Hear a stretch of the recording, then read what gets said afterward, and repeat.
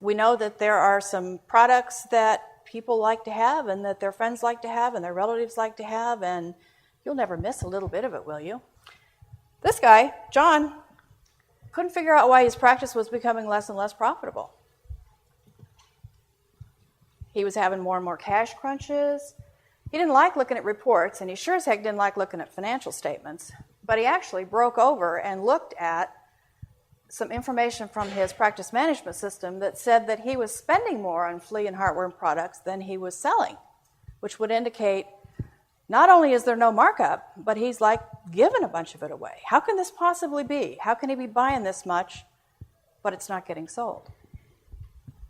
So he thought about it, and he decided he knew who the culprit was. He figured it was the night janitor, because that was the only person he thought had access to actually be able to do this in a stealthy manner nobody would ever notice.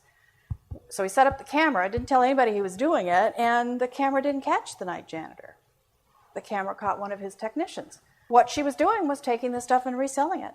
It was stuff that everybody wanted, and the people that she was selling it to believed that when they paid her that the money was going back to the practice. They didn't understand she was stealing the money.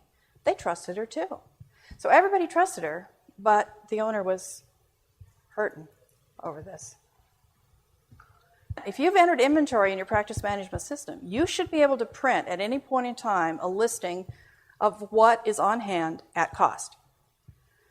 And what you do is you spot check this. You look at the report and you say, that's close. I mean, it doesn't have to be perfect, because sometimes things don't get invoiced out, or when it's checked in, somebody misses something. I mean, there will always be some discrepancies.